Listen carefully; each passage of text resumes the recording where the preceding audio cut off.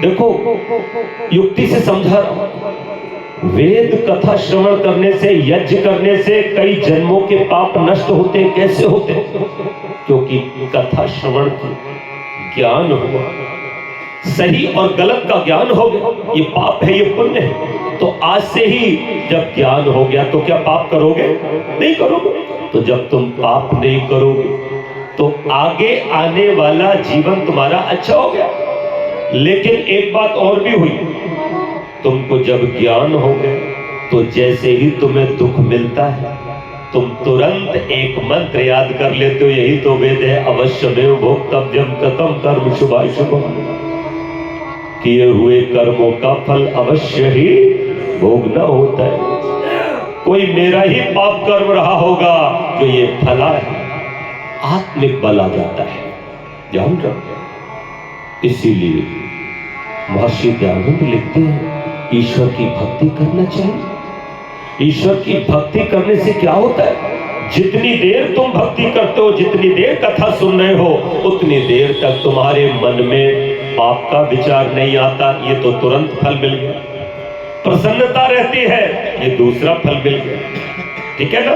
और तुमने जो तप किया, जो कष्ट सहा 3 घंटे तक, मैंने बोलकर और तुमने सुनकर, तो ये जो कष्ट हो रहा है, भगवान बड़ा दयालु है। ये दुख तुमको बड़े भारी रूप में भी मिल सकता था, लेकिन तुमने खुद को ही कष्ट दे दिया है। तो एडजस्टमेंट तो बनता है ना। तो परमात्मा कोई पाप कर्म हमारा यहाँ जोड़ करके उसको नष्ट कर देता है। इस तरह से जो पाप कर्म का फल दुख होता है वो हमने खुद ही उठा लिया। इतनी देर तक हवन में बैठे 3 घंटे तक, ऐसे बैठते कभी क्या? अग्नि लग रही थी, तपन हो रही थी, आप पसीने पसीने हो जाते हो, कई बार मन होता है उठने का, लेकिन फिर आप नहीं उठते, तप करते तो कष्ट सहा। ये कष्ट एडजस्टमेंट हो जाता है परमात्मा के द्वारा। और इस तरह से वो जो पाप कभी किया अनजाने में, जिसे तुम नहीं जानते, वो दुख रूप में जो दुख मिलता वो यहाँ पर तुमने ले लिया। तो इस तरह से मेरे पाप धुलते हैं। महर्षि दयानंद अगली बात कहता, वो क्या कहते हैं कि भजन करने से, वेद कथा श्रवण करने से, वेद का मनन करने से व्यक्ति के अंदर एक आत्मबल आ जाता है। और इतना आ जाता है कि वो पहाड़ जैसा दुख भी क्यों ना आ जाए, उसके सामने वो राई के समान हो जाता है। जैसे किसी व्यापारी को व्यापार में घाटा हो गया 1 लाख रुपए, वो खुश हो रहा है। किसी ने पूछा खुश क्यों हो रहा है? बोले 1 ही लाख का घाटा हुआ, हमारे पड़ोसी को तो 5 लाख का हुआ है, हमारे 4 लाख बच गए। ये आत्मबल, ये विश्वास आपका कहां से आया?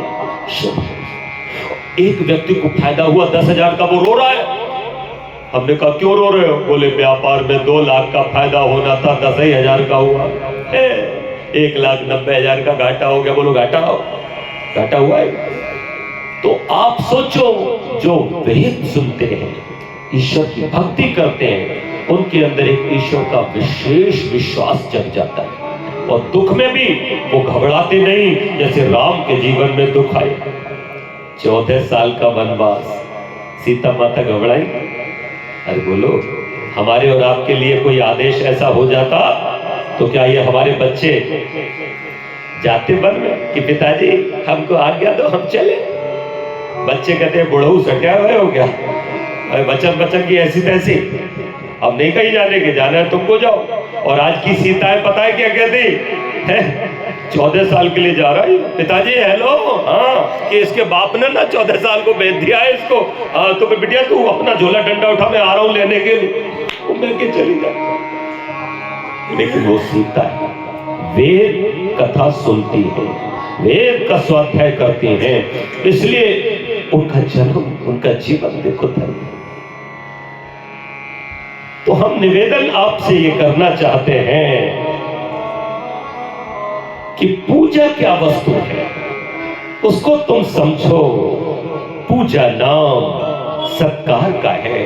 पूजा नाम हमारे को जो देव है, चाहे वो चेतन है चाहे वो जड़ है, उसकी पूजा विचार पूर्वक करनी चाहिए। देवता 5 ही होते। पहली देवता का नाम बता दो तो मान जाए। बोल, पहली देवी कौन होती है? जिंदा जिंदा घर में रहती है माँ। क्या है बोलो? पहली देवता देवी माँ है, दूसरा देवता पिता है, और तीसरा देवता आचार्य है, चौथा देवता अतिथि है, और 5वें देवता पति और पत्नी एक दूसरे के लिए। तो ये देवता एक दूसरे को जरूरतें पूरी किया करो।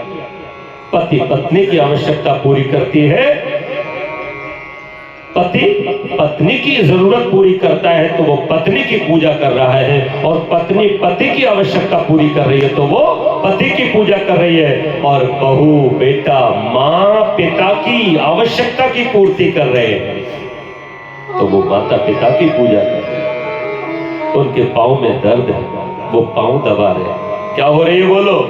ये पूजा, यही तो पूजा।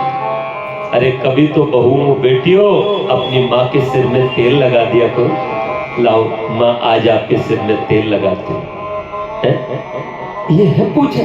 लेकर के थाली में चल दी, हम तो माँ को पूजने जा रहे हैं। और नकली माँ को पूजने जा रहे हैं और असली वाली घर में बैठी हुई, उसको पानी नहीं दे सकते, और वहां जाकर के खूब चढ़ावे चढ़। क्या सच में चढ़ रहे? क्या सच में पूजा हो रही हो? तब मैंने लिखा आओ पूजा करेंगे। अब बेटियों की बारी। मैं कुछ बोलूंगा, एक गीत गाऊंगा।